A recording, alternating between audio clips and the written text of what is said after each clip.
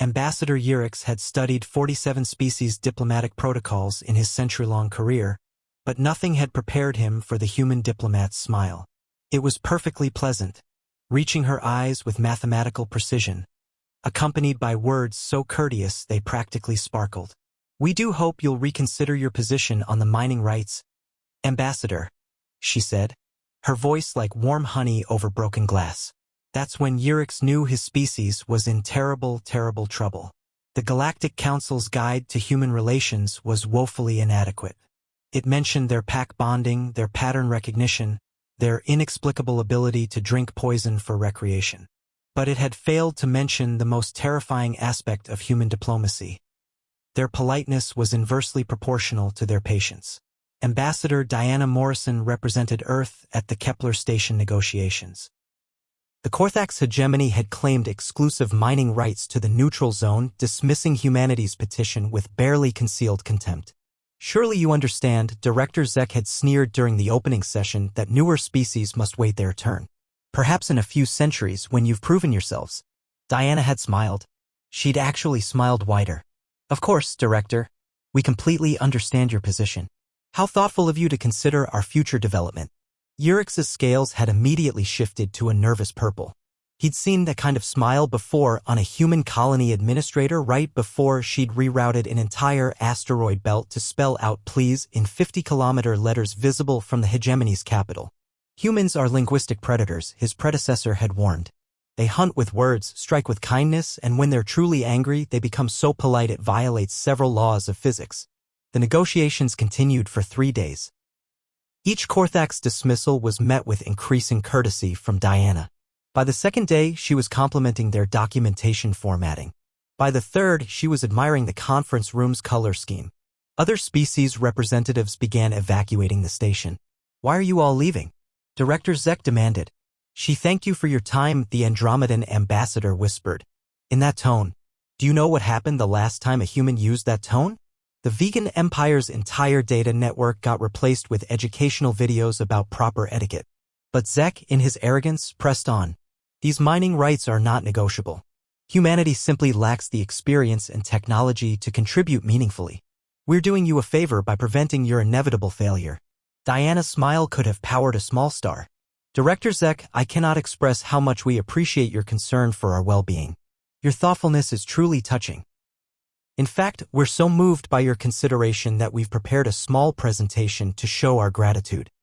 Urix dove under the table. The holographic display activated, showing a detailed analysis of Korthax mining operations. Not the public reports, the real data. Environmental violations, worker safety incidents, embezzled funds, and most damning of all, evidence that their exclusive technology was actually stolen from 3 different species. "We wanted to ensure you received proper credit for all your work," Diana continued, her politeness now reaching levels that made the room's temperature drop. "So we've shared this comprehensive report with every major news network in the galaxy. You're welcome." Director Zek's face went through several impossible colors. You can't do this. This is blackmail. This is warfare." "Oh my goodness, no," Diana gasped, hand over her heart in mock shock. "This is transparency. We believe everyone should know what excellent work you've been doing. We've even translated it into all 47 galactic languages. We're nothing if not thorough." The other human delegates hadn't said a word the entire conference. They just sat there, smiling pleasantly, occasionally nodding. It was terrifying. Urix had seen war fleets with less coordinated menace. "You planned this from the beginning," Zek accused. "Planning? Us." Diana's laugh tinkled like wind chimes in a hurricane. "We're just simple humans, remember? Far too inexperienced for complex strategies. We merely thought the galaxy deserved to appreciate your methods as much as we do." The Korthax mining empire collapsed within a week. Investigations, sanctions, and lawsuits hit them from every direction. The neutral zone mining rights were redistributed among all species, with humans receiving an equal share. At the closing ceremony, Diana approached Urix. "Ambassador, you look tense. I do hope our negotiations weren't too stressful for you." "Please," Urix whimpered, "I have a family." Diana laughed, genuinely this time. "Relax, Ambassador. You've always treated humans with respect. We remember our friends." Her expression grew serious. But we remember our enemies too. And we're very, very polite about it. Urix updated the Galactic Council's guide that very day. His entry became required reading. Human diplomatic politeness operates on an exponential threat scale. Mild courtesy indicates contentment. Formal politeness suggests caution.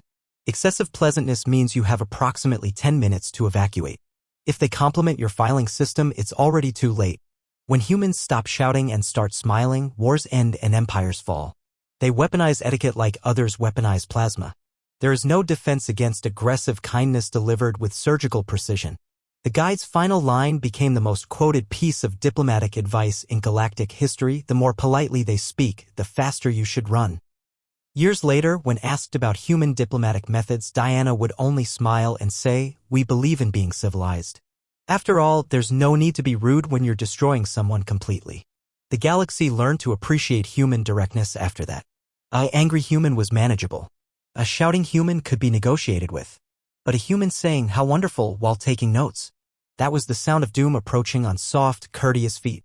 Other species developed early warning systems for dangerous levels of human politeness. Diplomatic meetings now included courtesy meters that measured the passive aggressiveness in the room. Insurance companies offered policies specifically for acts of excessive human etiquette. And somewhere in the archives of Earth's diplomatic corps, filed under successful negotiations, Diana Morrison's report consisted of just 3 words: they learned manners.